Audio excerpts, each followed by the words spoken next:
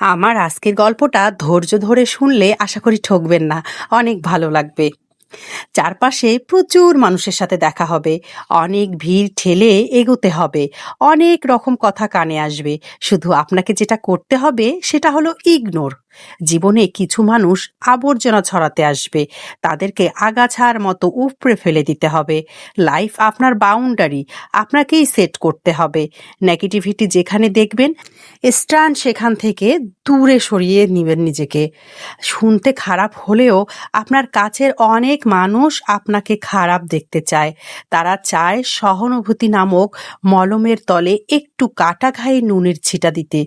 আপনি সিম্পলি সেই সুযোগটাই দেবেন না।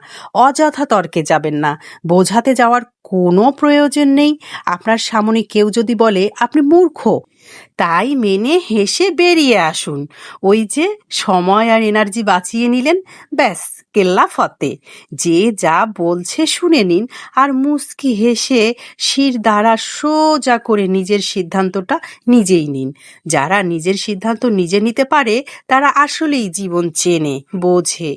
আপনাকে নিয়ে যখন বাকিরা সমালোচনা করতে ব্যস্ত থাকবে, আপনি ঠিক সেই সময় গাছ লাগান, ঘুরে আসুন, রং তুলি নিয়ে ক্যানভাস সাজান, বাড়ি সাজান, গল্প পড়ুন, আরও দুটো সাহিত্য পড়ুন, নিজের পুরনো ফটো দেখুন, ব্যাডমিন্টন খেলুন, ফটো তুলুন, চা খেতে বেরিয়ে পড়ুন, নামাজ পড়ুন, পুজো করুন।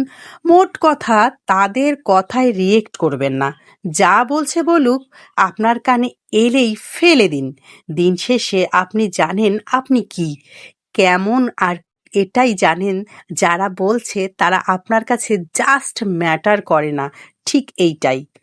একটা বাউন্ডারি সেট করুন, একদম যাদের বা যারা বুকে মিশে আপনি শ্বাস নেবেন, যার সামনে আপনি আয়নার মতো দাঁড়াতে স্বাচ্ছন্দ্য বোধ করবেন, ঠিক তাদের কাছেই ওপেন আপ হন, তাদের কাছেই এক্সপ্লেইন করুন, তাদের কাছেই বুঝতে শিখুন। কারণ কারণ হয়তো তারা বা সে আপনাকে খারাপ দেখতে চাইবে না।